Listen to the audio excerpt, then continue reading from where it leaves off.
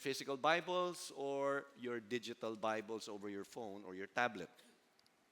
Now, Acts 1, we'll read from verses 4 to 8.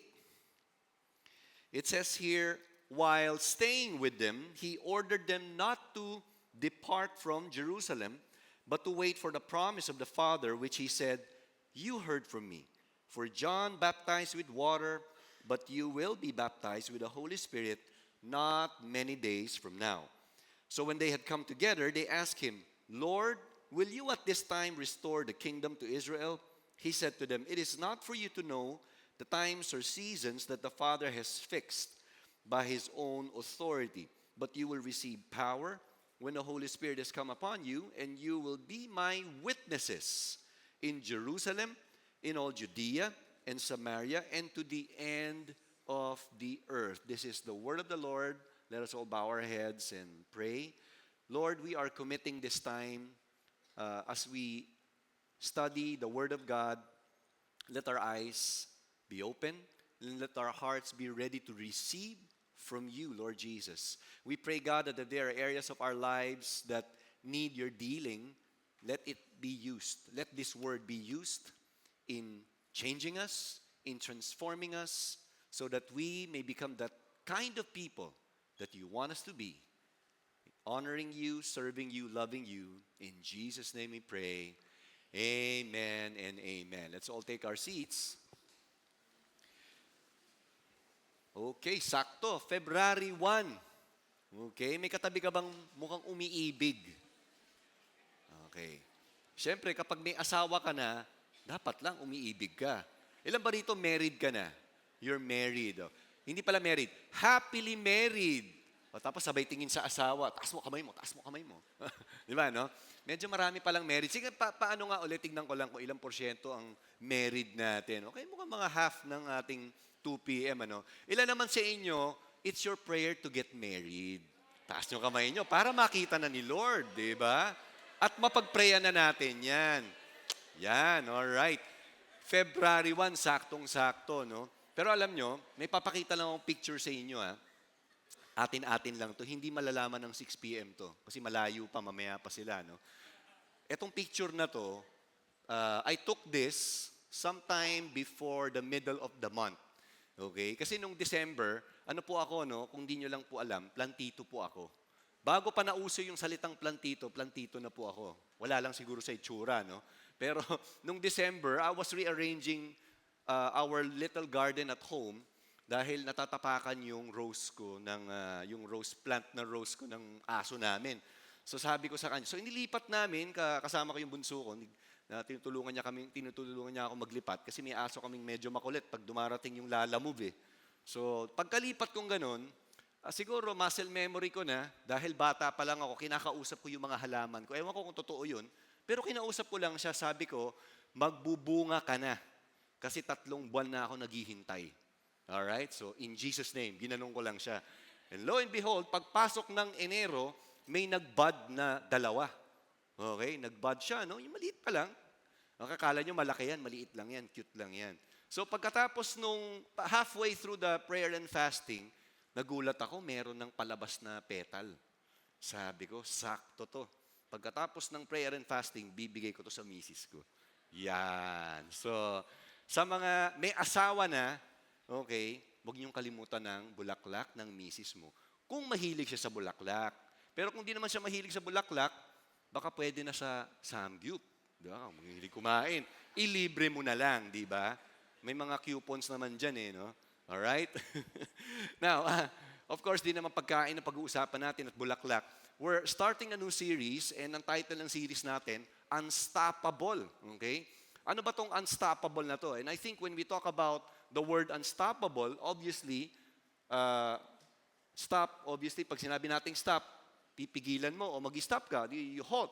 But when you say unstoppable, the momentum continues, so tuloy-tuloy siya. Hindi siya mapigilan. Okay? And so, as I was preparing this message, pag naisip ko talaga yung salitang unstoppable, no? I can't help but think about athletes who were in superb condition during their prime. Now, how many of you like sports? or you probably are engaged in sports. I mean, here in Metro Manila, particularly in Pasig, di ba nauuso na yung mga, ano ba tawag doon, yung pickleball, okay? Meron ba rito nagpi-pickleball ka? Okay, wala nagpi-pickleball sa inyo? Badminton, tennis, kasi sikat si Alex Ayala ngayon, di ba? Okay, so may iba-iba tayong sport. Naisip ko yung unang-una, kilala nyo ba to? Meron ba nakakilala rito yung buhay ka na nung naglalaro siya? Huwag niyo lang ng taas kamay nyo, baka ma-obvious. But this guy, ang pangalan niya, Wilt Chamberlain. Bakit siya may hawak na 100? Nanalo ba siya sa raffle? Hindi po. That's shortly after he scored 100 points in an NBA official game. Sabi ng reporter sa kanya, tsaka mga photographers, we wrote the number 100 and we want to take a photo of you because this would be a legacy. Okay, so pinicturan siya. This was taken sometime in 1962, the same year that he averaged 50.4 points in an NBA game. Okay, parang arcade lang pag naglalaro ka sa NBA, 50 points a game. Okay? Tapos nakascore siya ng 100. So that's unstoppable. He won 4 MVPs and then he won 2 championships in the NBA and he would hold, eventually pag-retire niya, up until this time, he holds several NBA records pag tiningnan nyo sa Google. Pangalawang atleta, kilala nyo po ba siya? Michael Phelps. Okay, meron ba dito may katabi kang mukhang swimmer? Okay, wala naman choice. Pagka nakatira ka sa Espanya, talagang magsiswim kang ganon, di ba? Pagbaha. But Michael Phelps competed in 5 Olympic Games, believe it or not. The first time he competed in 2000 of Sydney Games, he was 15. He became the youngest male American athlete to compete in the Olympics. He never won a gold there, but 4 years after, pagbalik niya nung 2004 in Athens, okay, nanalo na siya. I think he won 6 gold medals. And when he retired after the 2016, after the 2016 games, Olympic Games, he won a total of 28 Olympic medals, including a record that could probably stand the test of time, 23 Olympic gold medals. Olympics na to, ito na yung highest. And he holds several individual records in swimming. At syempre yung pangatlo, ay hindi pwedeng hindi nyo kilala to. Okay, pakita natin. Yon, si Manny Pacquiao, ang congressman at dati nating senador. Pero syempre, mas gusto natin siya maging boxer na lang, di ba? Okay. Okay naman, di ba? Yun ang expertise niya. Bakit? Because he's the only 8-time world division champion. And it would seem like baka mukhang hindi na mabibreak yung record na yun. Kasi he started in flyweight division, that's about 116 pounds, until he grew bigger and bigger. At yung last division weight division niya was I think 147 pounds. Kasi bigat ko lang. Parang kapareho lang kami. 8 world division champion, and he was the only boxer in world history to have won boxing titles in 4 decades. 1990s, the 2000s, the 2010s, and of course, itong early 2020s. No? Now, all these sports legends, they proved to be ultra-dominant and unstoppable at the height of their career. Pag sinabi mong at the height, ito yung prime nila. And at the prime of a career of an athlete, it is pretty obvious na hindi sila madaling pigilan. Mahirap sila actually talunin. Okay? And in their respective careers, kung titingnan natin, it is really because of the many God-given talents they have. For some of these athletes, it could be the superb strength they have and conditioning. It could be their size, their height. It has something to do with their agility, adaptability, or athleticism. Okay? But when we look at how the early Christian church, kasi binasa natin yung Acts kanina, pag tinignan natin yung early Christian church, when it started in the 1st century, more than 2,000 years ago, they didn't have or they did not enjoy any of the things that we're enjoying in modern day. They don't have jets, jumbo jets. They don't have fast aircrafts, big airplanes. They don't have bullet trains. They don't have high-speed internet. Wala po silang telepono. Wala rin po silang mga political backing or social status, no? Kung titingnan natin. They didn't live in an era when modern roads and highways were existing. Although meron naman daw tinatawag na Roman road. Pero wala sila nung mga advantages na meron tayo ngayon. Okay? Now, even though wala sila na itong mga na-enjoy na natin ngayon, they still extended their influence and reach, beginning in Jerusalem, spreading to Judea, Samaria, and eventually to the farthest limits of the known world more than 2,000 years ago. Ano kaya ang sikreto? Gusto niyo bang malaman anong sikreto ng early church? Okay? Star margarine ba yung sikreto nila? Okay. Hindi niyo na alam siguro yun. Ano panahon ni Gian to no? Pero ano ba sikreto nila? How did they grow from 120 disciples who were kind of afraid because they lived in a time when Jesus was about to leave them? Siyempre, namatay si Jesus, nag-resurrect, pero maraming hanging sa isip nila, ano kaya mangyayari sa atin kung aalis na si Jesus? Kung sabi nga niya, babalik na siya sa langit, anong mangyayari sa atin? So maraming hanging sa isip nila, but what made them unstoppable and what contributed to the dramatic size and influence that they eventually have? Okay? We all know at some point in history, in the first century, they were persecuted to the point of somehow yung danger ba na mamamatay sila, itatapon sila sa Colosseum, papakain sila sa mga wild beasts, that could have caused the church to die a natural death, but they didn't. Okay? The secret is the presence and the empowerment of the Holy Spirit to the church. Okay? That is the secret. Yung presensya ng banal na Espiritu and the empowerment they received when they finally were filled by the Holy Spirit. No?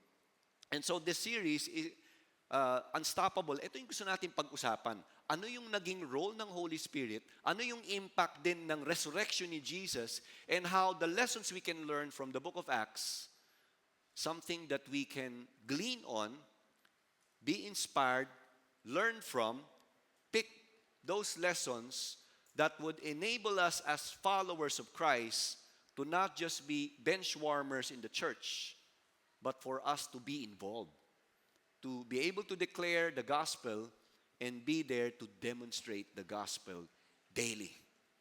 Amen ba? Exciting to. 6 na Sundays natin itong pag-uusapan, and our hope and our prayer is that we would pick those lessons and that the Holy Spirit would empower us to do what God has called us to do. So today, we'll talk about the infilling of the Holy Spirit to the early church. Now, the book of Acts was written, or basically the second book that was written by Luke. In history, he was known as Dr. Luke, and sometime in the midpoint of the book of Acts, kasama siya lagi ni Apostle Paul sa mga iba't ibang missionary journeys niya. Now, in the book of Acts, when we look at chapter 1, verse 1, he was writing to someone. It seems like he was writing this book to someone. Sabi niya sa verse 1, in the first book, O Theophilus, I have dealt with all that Jesus began to do and teach, until the day when he was taken up, after he had been given commands through the Holy Spirit to the apostles whom he had chosen. He presented himself alive to them after his suffering by many proofs, appearing to them during 40 days and speaking about the kingdom of God. Basically, look, while he was opening this letter or this book to someone, may haka-haka yung mga Bible scholars. Sabi nila, the name Theophilus could refer generally to people who love God. Kasi ibig sabihin ng pangalan na Theophilus, God lovers or lovers of God. May katabi ka bang lover ni Lord? Mahal na mahal niya si Lord. Sana, di ba? Okay, so pwedeng generally it was written to a people who love God, or it could be specifically written to a real Theophilus, totoong tao siya, na somehow tumulong sa kanya as he was writing this book. Now, Bible scholars believe the book of Acts and the Gospel of Luke were written at one long length. Kaya lang, dahil may limit yung scroll, kumbaga, may limit yung haba niya, kailangan putulin sa dalawa. Kaya may Gospel of Luke and then may Book of Acts. Okay? Now, in the first two verses na binasa natin, Luke gave a summary of what he wrote in the Gospel of Luke. Ano ba yung summary niya?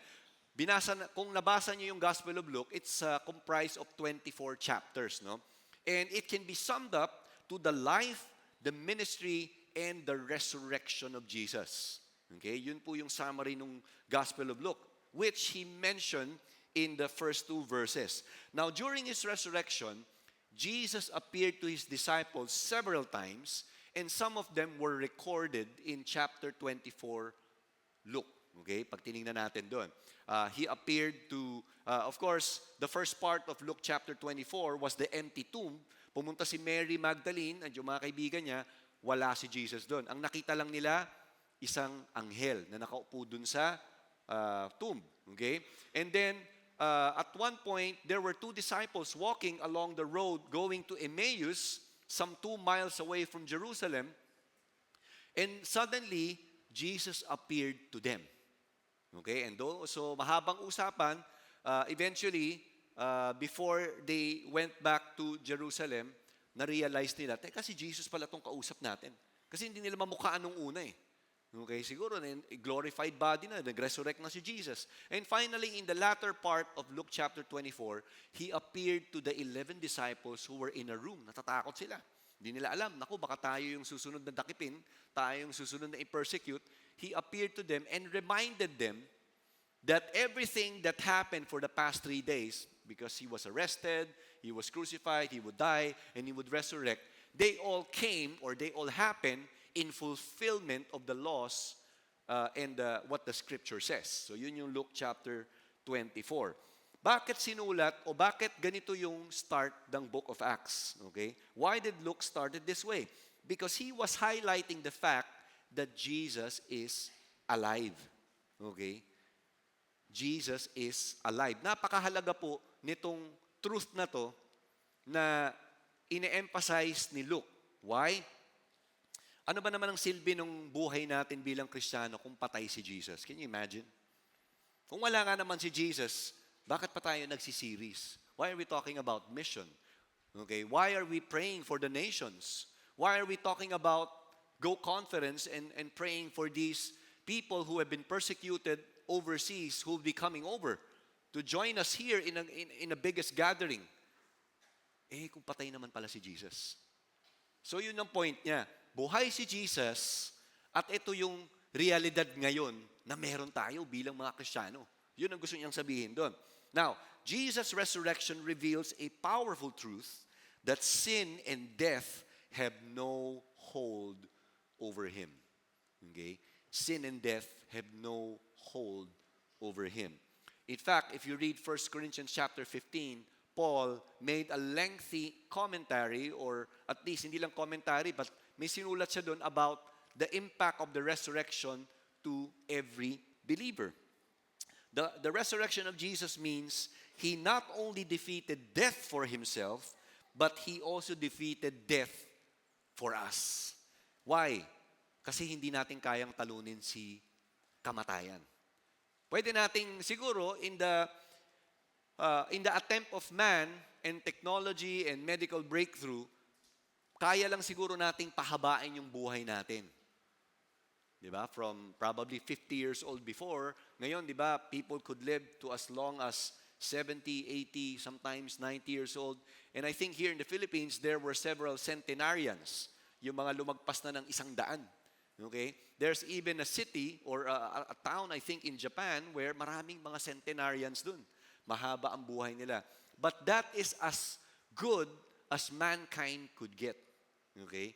Kasi mahiksi pa rin talaga ang buhay natin. And yet, as Luke talked about the resurrection of Jesus, just before His ascension, there were actually 3 gospel accounts in Matthew, Mark, and Luke where Jesus charged His disciples to go and make disciples of all nations. No? Very quickly, Matthew 28 verse 19, it says, "Go therefore and make disciples of all nations." Mark 16:15, "And He said to them, Go into all the world and proclaim the gospel to the whole creation. Finally, in Luke 24, verse 47 and 48, that repentance for the forgiveness of sins should be proclaimed in His name to all nations, beginning from Jerusalem. You are witnesses of these things. Etong tatlong verses na binasa natin, all of them were mentioned by Jesus after He resurrected from the grave. And when you look at these verses, it's humanly impossible to preach the gospel everywhere you go. If you live in their time. Wala ngang bullet train eh. Wala ngang aeroplano eh. Wala ngang mamahaling Nike shoes eh. Magkano na ba Nike ngayon? 10,000. Di ba? Wala ngang mga sapatos eh. Walang kotse. Wala yung mga importanteng masasakyan para you can go different places. And yet, Jesus said, it's possible. Yes, it's daunting. Okay? Humanly, it's impossible to accomplish this. That is why dito papasok yung Holy Spirit. Okay? Doon papasok ang Holy Spirit. Now, Jesus knew preaching to all nations is a challenge. And yet, in the eyes of Jesus, walang imposible because the Holy Spirit is already coming. Now, in Acts 1, the birth, early expansion, and eventual unstoppable growth of the early church can be attributed to the following. The Holy Spirit's power, okay? The Holy Spirit's power, which we're gonna unpack, and then the Holy Spirit's infilling. Okay, so ito yung dalawang pag-uusapan natin, ano? Acts 1, verses 4 to 5. Before Jesus ascended into heaven, sabi niya rito, while staying with them, He ordered them not to depart from Jerusalem, but to wait for the promise of the Father, which He said, you heard from me. For John baptized with water, but you'll be baptized with the Holy Spirit not many days from now. Alam ni Jesus na dahil paalis na siya, it's possible that some of the disciples would be scattered. Baka yung iba bumalik na ng Galilee, baka yung iba mangisda na lang, bumalik na lang sa dating buhay nila.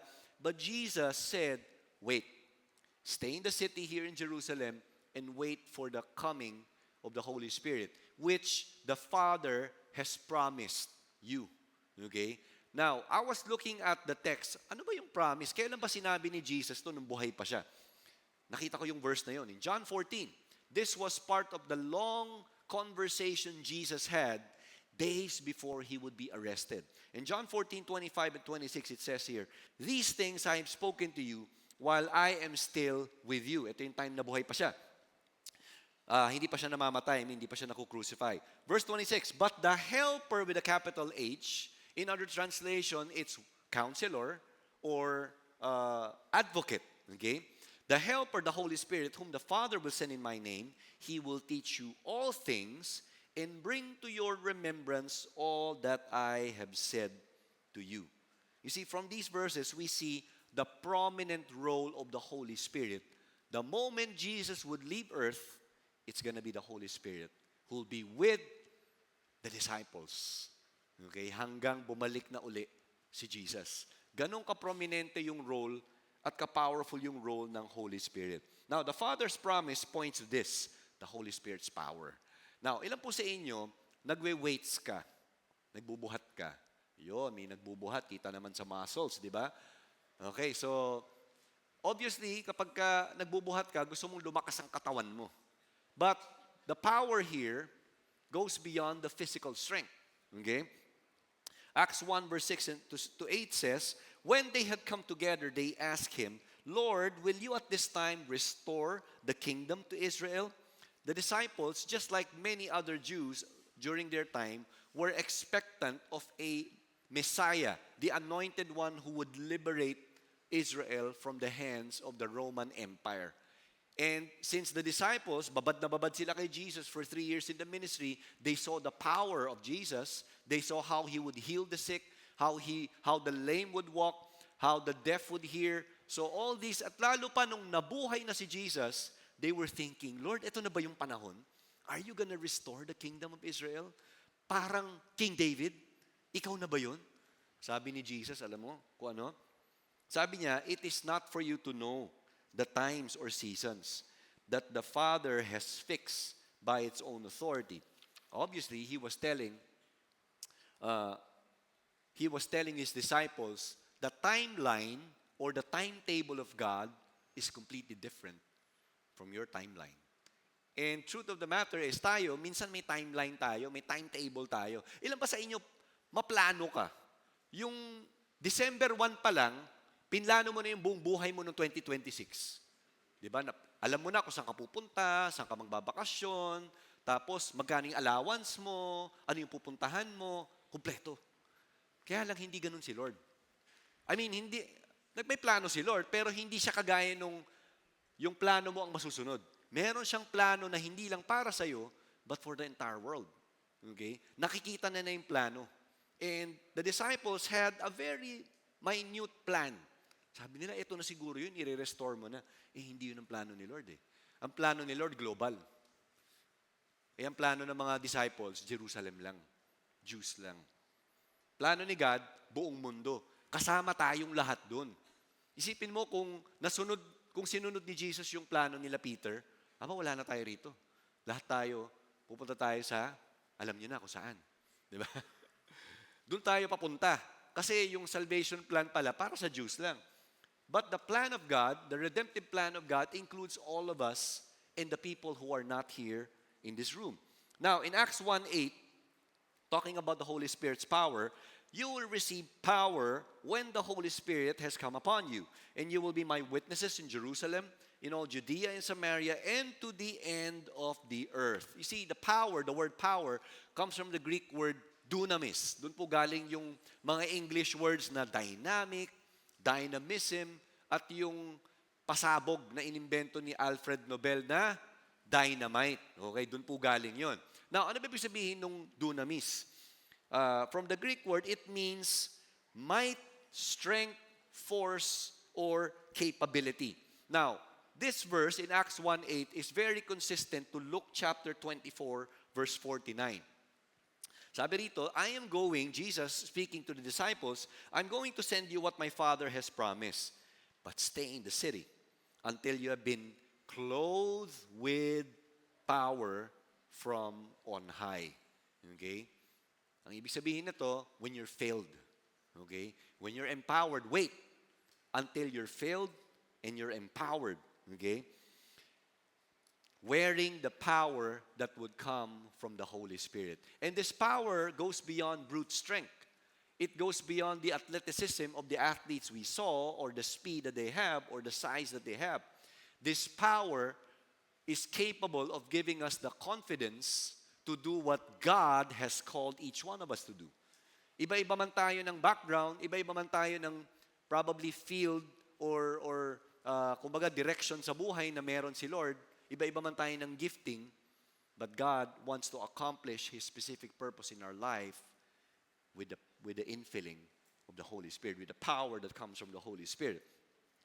You see, the Holy Spirit's power will enable God's people to be His witnesses. Okay?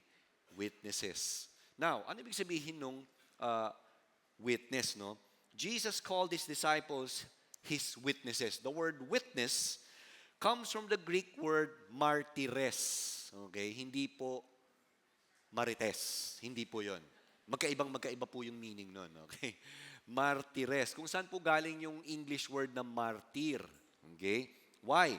Kasi itong taong to, not only does this person tell the truth, but he is even willing to die or sacrifice his life for the truth. Okay? And so, as a witness or as a living witness, Jesus wants His disciples to make a public declaration so that they can proclaim aloud His message. Okay? Now, at the core of stating what he saw and heard, a witness is accountable before God to state the truth and, if necessary, seal the testimony with his life itself. In short, tayo bilang believers, we're not just called to proclaim the gospel, but with the power of the Holy Spirit, He is calling us to live a life that is being transformed as well. Okay? Paano ba yung application yun sa araw-araw natin? You see, when we call ourselves Christians, it's 24/7. Kung gising ka, 24/7, di ba? It's 365 days a year. it's 366 days on a leap year. It's not 360 days. Okay? And when you call yourself a follower of Christ, you're not just a Christian on a Sunday pag magsa-service ka. Even on Monday, Tuesday, Wednesday, Thursday, Friday, kahit holiday, Kristiyano ka. Yun po yung gustong sabihin ni Jesus pag witness ka. Okay?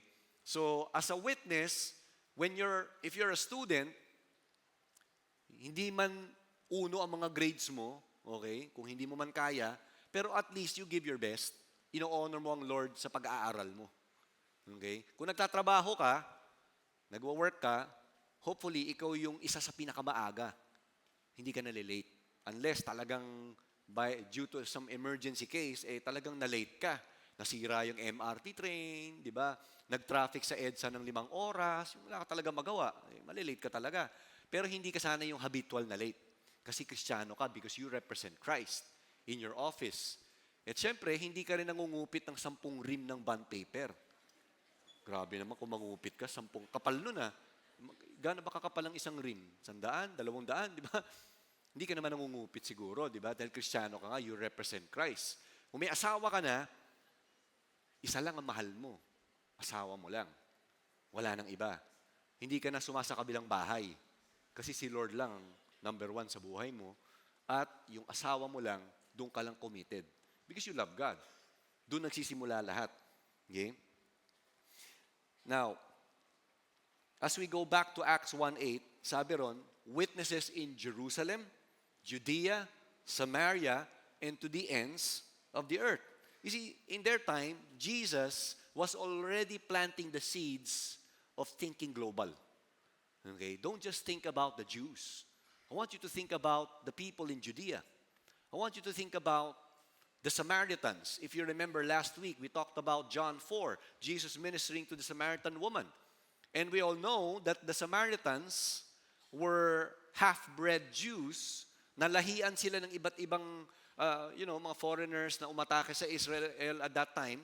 And so wala naman din silang choice. The ancestors, they intermarried mga non-Jew at sila yung naging byproduct.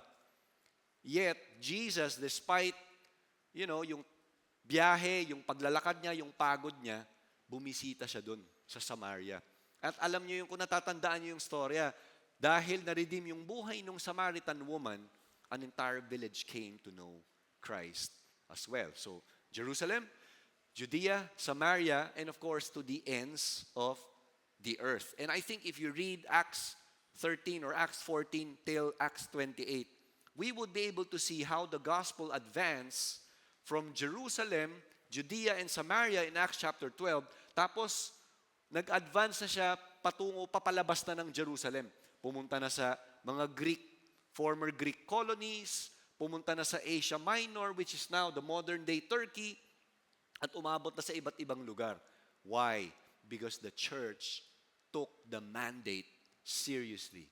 And they had the power that comes from the Holy Spirit. Now, dito sa Pasig, how does that look like? Okay? Nakikita niyo siguro yung victory logo. That's where we're at. That's Estancia. Ano ba ang parang Jerusalem natin as a church? We could probably say the Jerusalem here is our barangay, which is Oranbo. May taga-Oranbo ba rito? Okay. Nata-traffic po ba kayo sa Oranbo? Hindi naman siguro. Traffic siguro yung Capital Commons. Pero yung mga karatig barangay natin na pwede mo sigurong lakarin, malamig naman ngayon, Kapitolyo. Nandyan yung Kapitolyo High School, where we have a strong, growing ministry there. Okay? Kaya lagi natin pag-pray yun. Meron tayong Barangay San Antonio. Meron mang Barangay San Antonio dito. Okay? Yun. May mga taga-Barangay San Antonio. May iwasan yung traffic kung may sticker daw kayo, no? Sa loob ng Barangay San Antonio. Pero ang haba pala nito, no? Hanggang dun, papuntang Ortigas. And of course, yung katabing barangay, yung malaki-laki, Ugong. Meron ba dito taga Valle Verde? Ugong, di ba? Ugong yan eh. Valle Verde, maraming Valle Verde dyan. Sino sa inyo, prayer nyo, magtitira ako sa Valle Verde. Hindi sa gilid ng Valle Verde. Talagang dun sa Valle Verde in Jesus' name, di ba? Pero ito yung mga Jerusalem natin na gusto nating ma-reach out. Okay? Amen ba? Kaya kapag bumabiyahe kayo, papunta kayo rito, kung hindi man kayo taga-Pasig, para kayong isipin nyo, para kayong missionary sa barangay Oranbo. O kung naglalakad ka, or probably you're working in San Antonio, ano ba naman yung mag-pray ka kahit 1 minute? Lord, I pray for my office. Lord, I pray magkaroon kami ng small group dito. Kasi ikaw yung missionary dun. Kung nagtatrabaho ka sa TechTite, Lord, I'm declaring someday, mau-open yung mga offices sa TechTite. And Jesus will be proclaimed. At hindi ko na kailangan tawagin si Kuya Gian. Ako na mismo mag-share ng gospel. Ikaw na yon. Kasi ikaw yung missionary na tinawag ni Lord sa TechTite. Amen ba? Yun, may mga 5 nagsalita. Nag-agree. Ano pa ba ang Jerusalem natin? Siyempre, may Kapitolyo, may St. Paul tayo ngayon. Okay, we're starting a new ministry. Actually, hindi naman siya talaga bago, pero one of our staff, JV, is already engaging some students there. So, nandun tayo. And then we have other campuses that are ongoing that we are ministering to. Of course, ang ini-steward natin as a church is Rizal High. Alright. Ilan po sa inyo alumnus ka ng Rizal High? Yun, may mga Rizal High dito. Praise God. Ikaw na siguro yung tatawagin ni Lord na missionary dyan. Naglatakot. Ay, hindi na po. Binabawi ko na. Doon na po ako sa kabila. Sa sagad na po ako. Lumipat bigla doon. Pero dito actually nagsimula ang ministry natin at Rizal High. Sometime in the 90s, if I may just share it, when we had a piece of property bought somewhere here, malapit lang dito, no? Sa may, doon lang banda sa may, ano pangalan nun? Robinson Circle, kung alam nyo yun. We had a property there before, and Pastor Steve, our founder, along with Bishop Manny and some of our pastors then, they were conversing, and they were in an elevated plane, and they saw a building.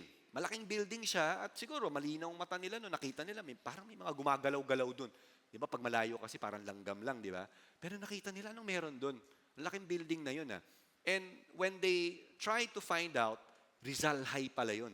At that time, sometime in 1995 through 2004, Rizal High was the largest high school in the world according to Guinness Book of World Records. That's about 20,000 students. And malawang yung iba nagtaas ng kamay dito, kasama ka ron sa 20,000 noong mga panahon na yun.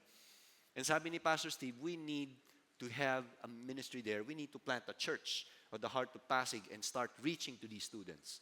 And since then, for close to 3 decades, we have been reaching out to Rizal High students. Some of them are now working in the ministry, serving in the ministry, gaya nila Gian.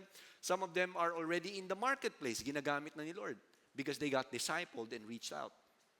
But it doesn't end there. Okay? So meron din tayong PLP. Meron ba rito, taga-PLP ka o graduate ka ng PLP? Di ba? Pamantasan ng lungsod ng Pasig.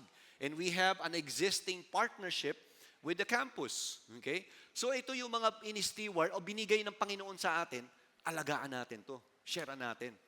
Di ba? Preach natin sila. Jerusalem, Judea, Samaria, probably the Judea and Samaria of Victory Pasig dahil medyo malayo naman na yung may bunga. Okay, malayo ba? Traffic kasi, no? Tapos, siyempre, may Canyogan, Santa Lucia. Ilan ba barangay natin? 20. Dami nating barangay. That could probably be the Judea and Samaria. Ano kaya yung ends of the earth? Kainta. Di ba? Pero siyempre, may ends of the earth tayo. Tingnan mo na lang yung paligid mo. Marami tayong flags. Bakit? That reminds us of the call we have as a church to not just reach the campus, not just reach our community, but at the same time, having that ownership in going to the nations. May katabi ka bang mukhang papadala to sa Iraq, sa Afghanistan, Lord, in Jesus' name. Okay. Walang passport, hindi siya makakapunta doon. Pero ito, ano ba tong nasa screen ito? Mission 2029. Ito yung prayer natin. Ito yung thrust natin as a nation, in the Philippines. Pwede nyo picturean yan, pero yung nauunang 5 flags dyan, that represents the 5 nations, okay? Kung i-acronym natin tong mga bansang to, gagamitin natin yung acronym na AGILE. Sabihin nyo nga, AGILE. That represents Azerbaijan, Guatemala, Italy, Lebanon, and Egypt. Okay? So ito yung pagprayer natin na by 2029, nakapagtanim na tayo ng churches dito. Nakapag-send na tayo. And believing God that someday, who knows, Baka yung katabi mo, o baka ikaw ang ipadala ni Lord. Lord, sa Italy na lang, masarap ang pasta doon. Huwag naman sana ganun lang. Pero kung ano sinabi ni Lord, doon ka, di ba? Now, in reality, siyempre hindi naman talaga lahat aalis. You have your own work. You're a student. You probably have a business. You're operating a business somewhere in Pasig or somewhere else. Meron ka ring Jerusalem. Alam mo ba, ang Jerusalem mo, family members mo, doon ka magsimula. Di ba? Kapatid mo, pinsan mo, si lolo, si lola, si tatay. Your Judea and your Samaria could be your classmates, office mates, barkada, di ba? Yung ka-ML mo, hindi ka-MU, ka-ML, di ba? Ano man yun, di ba? And syempre, yung ends of the earth, alam nyo na kung nasaan yun. Malayo na talaga yun. But whatever that is in your own personal context, God wants you to be His witnesses. And ang maganda dito, may power ng Lord. May power ng Holy Spirit. Hindi ka kailangan mag-rely lang sa kaalaman mo. Hindi ka kailangan mag-rely sa experience mo kasi may Holy Spirit. The Holy Spirit's power will enable God's people to be His witnesses. Now, connected to this statement is what the Spirit can bring to every believer. What else can the Holy Spirit bring to every believer? The Holy Spirit's infilling. The Holy Spirit's infilling. This is interesting. No? Acts 1:8. Sabi dito, but you will receive power when the Holy Spirit has come upon you. Talking about the presence of the Holy Spirit. And you will be my witnesses in Jerusalem, in all Judea, Samaria, and to the ends of the earth. Now, being witnesses in Jerusalem, Judea, Samaria, and to the ends of the earth, hindi siya madali. Okay? Yet, because of the promised Holy Spirit, sabi nga niya kaya sa mga disciples, hintayin nyo, darating na yan in a few days. And so, when we move to Acts chapter 2, verses 1 to 4, this is what happened. When the day of Pentecost arrived, they were all together in one place. By this time, they were probably about 120. That one place, according to Bible scholars, could be a colonnade, a big spot somewhere in the temple. So nag-gather sila ron, they were praying, they were all together. And then, before I continue, if we backtrack a bit, remember when Jesus was arrested in the Garden of Gethsemane? Nandun ba yung mga disciples nung inaresto na siya? Nasaan na sila nun? They were scattered. Tama, di ba? Although Peter made a daring attempt to cut the ear of someone who was trying to arrest Jesus, but that's as far as he could go because Jesus was eventually arrested.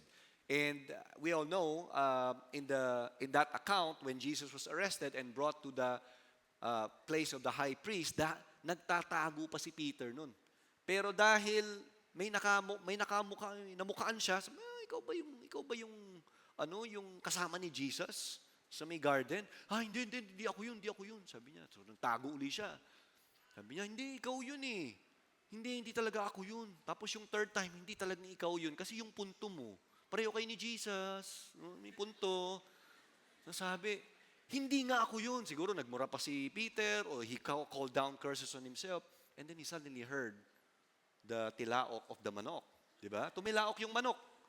Naalala niyo yung sinabi ni Jesus. And he wept bitterly because he said, teka, ano nangyari? Dininay ko si Jesus 3 times. He wept bitterly. And when Jesus was crucified already, sino yung nasa paanan ng krus hanggang mamatay si Jesus? Wala rin yung mga disciples, except in the Gospel of John, towards the end, nandun si John. And Mother Mary, and some of the women who were there to support Jesus in His ministry. Again, the disciples were nowhere in sight except John. Why am I saying this? Because something is different. Something was brewing already in Acts chapter 2. In verse 2 and 3, it says, suddenly, there came from heaven, dahil nagtipon-tipon sila, a sound like a mighty rushing wind, and it filled the entire house where they were sitting. And divided tongues of fire appeared to them and rested on each one of them. You see, on the day of the Pentecost, Pente means 50, 50 days after Jesus would resurrect from the grave, this was also part of a very important feast that the Jews would celebrate. No?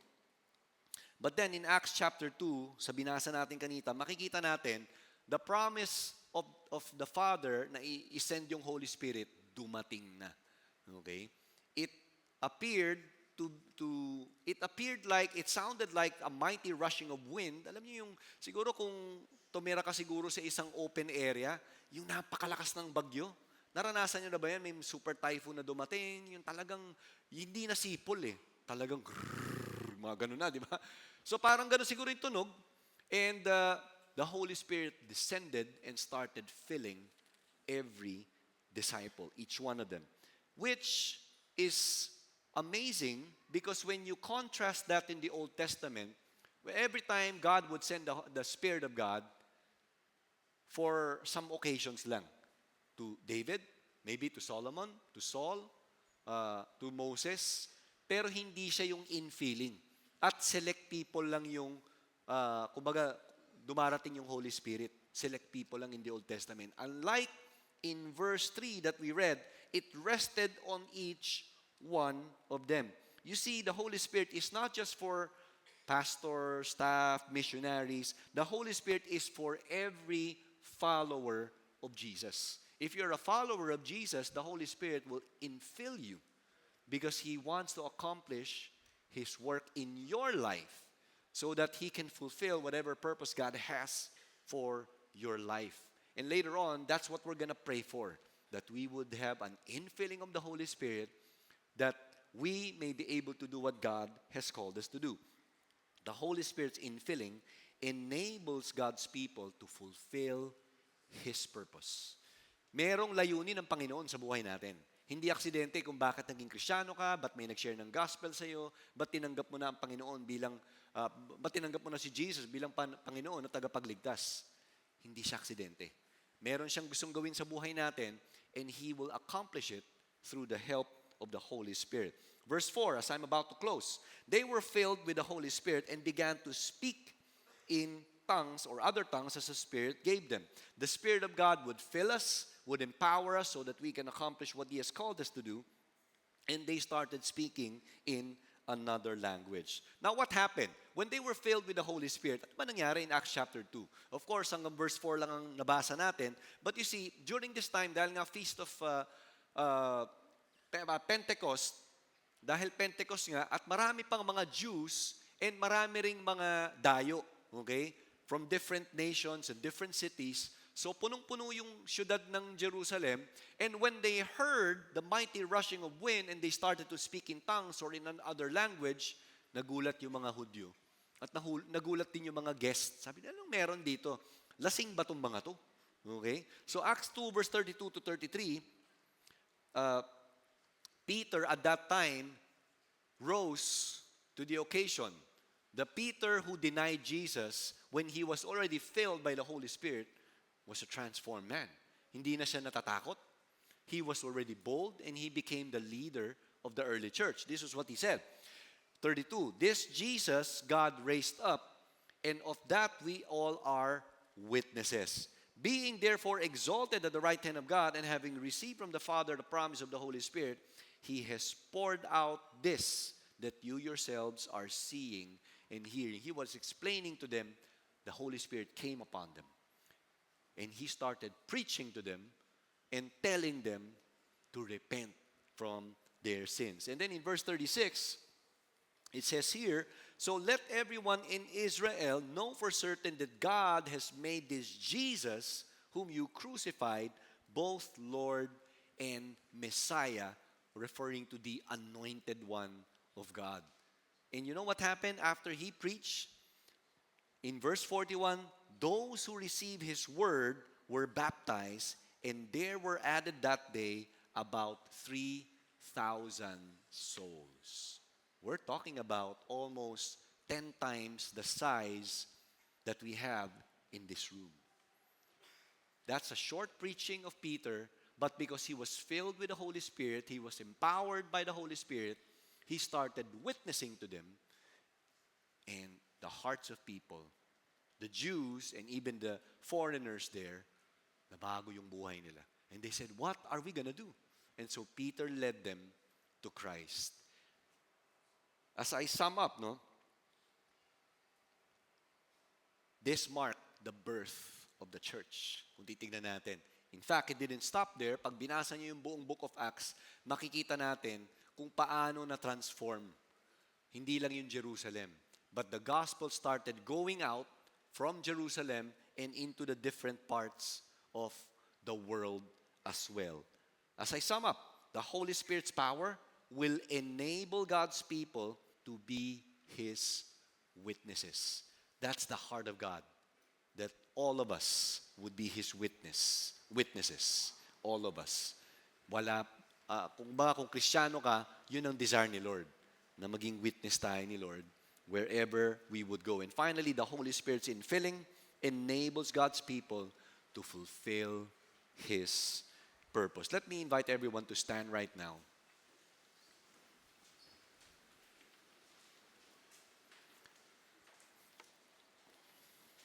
Let's all bow our heads and close our eyes. Thank you, Jesus. Lord, this is just the first chapter and the early part of chapter 2 in the book of Acts. But you've opened our eyes to the spiritual reality that we're not alone, that we have the Holy Spirit. And your desire is to use each one of us to be your witnesses. Holy Spirit, I pray that you speak to each one of us today. We pray that, God, you would continue your transforming work in our lives. You know, as heads bowed and eyes closed, I want to pray for some of us here. Perhaps God is speaking to you and your prayer is that, God, I need boldness. Tatakot ako, kahit Kristiyano na ako, hindi ko alam paano ko mag-share. I feel like they might persecute me, they don't like me. And probably that's the prayer of yours, to be bold. The Holy Spirit, as He fills you, you will be bold just like Peter. Peter was a temperamental person. Peter was brash. Sometimes wala siyang wisdom when he applies things or when he does things. But when the Holy Spirit came upon him, as he gets filled with the Holy Spirit, he became bold as a lion because he relied not on his own strength, but on the power of God. If that's you, I want you to raise your hands. I want to pray for you. I believe God wants you to be infilled with the Holy Spirit so that you may become His witnesses. You don't have to be ashamed. For some of us, as hands are raised, for some of us, maybe the infilling comes with your desire and prayer na, Lord, fill me because, God, I feel like I want to quit. Fill me anew.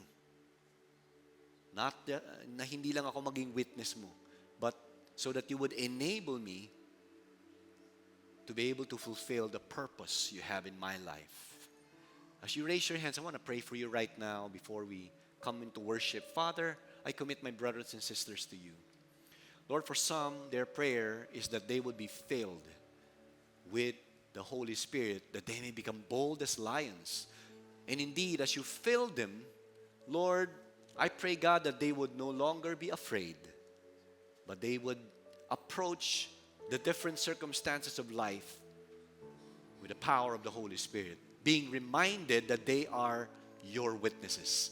And I pray that, God, for people who are asking, praying for the Holy Spirit's infilling, fill them indeed, so that they will never quit, but they would learn to depend on the power of God, being reminded that you are with them and you will never leave them, you will never forsake them.